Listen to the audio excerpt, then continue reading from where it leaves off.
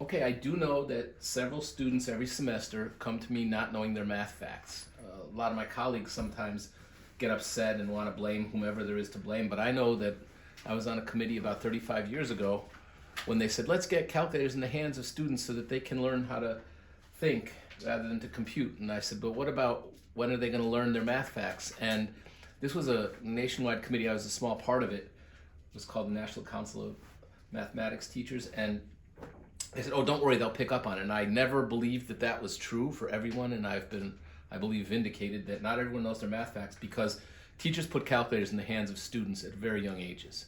And because of that problem, we needed somewhere to go to have you learn your math facts at an older age, and I don't want it to be lollipops and unicorns and all that. So I found what I think is the best one to do exactly what we need in a short amount of time. So you can put it on your phone if you're standing in line or waiting somewhere, whatever it is. You can do it as little as 30 seconds, sometimes even 10 seconds just to practice. It's called Zetamac.com. It's free. It's online. So you log into the website called Zetamac.com.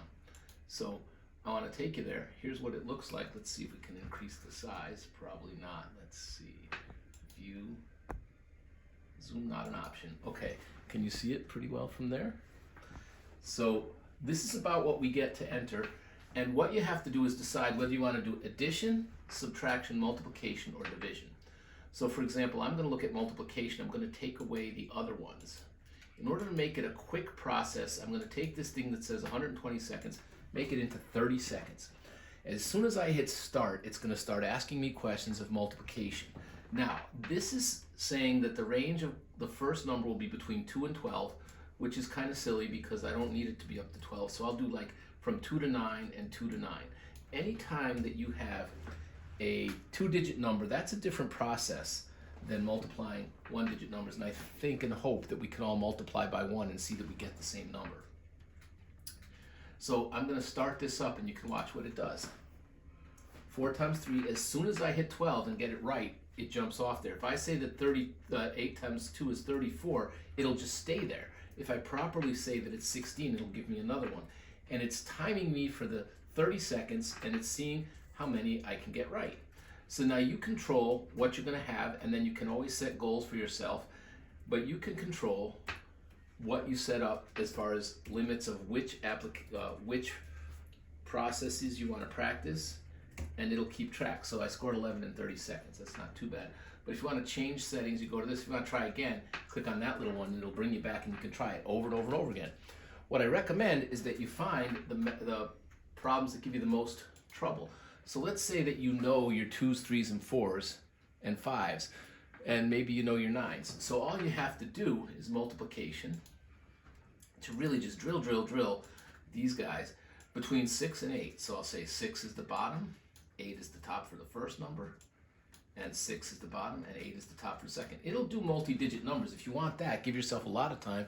Try and get a few of them done in the time that you have. That's also okay. But I want this thing to run just 30 seconds between 6 and 8. Because I think 6s, 7s, and 8s are the ones where people like 42, 56, 49, 48. That kind of thing is the grayest area, right? Also, 4s give people some trouble. So I might go ahead and allow the 5s in by going down to the 4s. Some people need the 3s. Give yourself what you need. But the fewer options that you have, the more you're going to see things over and over again. So let's see how I can do it in 30 seconds on this. 6 times 4, I got 24. 6 times 5, 30. So not 35, I hit the wrong key. All right. 8 times 4, 32, 24, 42, 24, 30. Nope, not 39. So it doesn't do it till you get, but it's always watching what you do. So when the right digits are in, it'll jump to the next problem.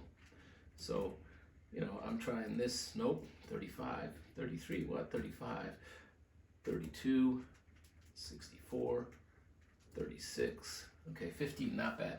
Now, let me set this up for the ones that give people the most trouble. Multiplication only. And I'm going to go 6, 7, 8. And if you do this, because this is, you say, oh, that's what I really need. Those are ones I keep getting wrong. Then you do this so many times, you see it so many times, it's like flashcards when I was little, but it's going to feed them to you over and over again anywhere you are with your phone, and have 30 seconds, maybe a minute if you have to open up the website. Here we go, 6 and 8s. That's 64. That's 42. That's again 42. It didn't change. What are you doing? 42. Backwards 42. That's 64. That's 56. That's 48. That's 56. That's 48. That's 42. That's 48. That's 56. That's 42. That's 42. That's 48. That's 48. That's 42. That's 64. That's 49. That's 48. That's 36. That's 42. How long is this going? Oh, I guess I set it for 2 minutes instead of what I wanted to. But you go through that and you can get the ones up here. I can see my score of successfully doing 23. And you can time yourself and you can run different time. Pad like how long and which levels do you want to look for. If I go back, it'll put me back here. I do like the 30-second one for whatever reason, because I can do that in a quick amount of time. And then if you wanted to do, a lot of people have trouble with subtraction. So if you want to have numbers that go from like 10 through 19, I'm hoping that it won't go, what am I doing in the multiplication? I want to do subtraction, numbers in reverse. I want from 10 to 19, and not 19,100, just 19. And take away anything from 0 to 9, just straight up 9. Let's see now, 9100. We're on the 30-second run, and you can get to this. That's 2.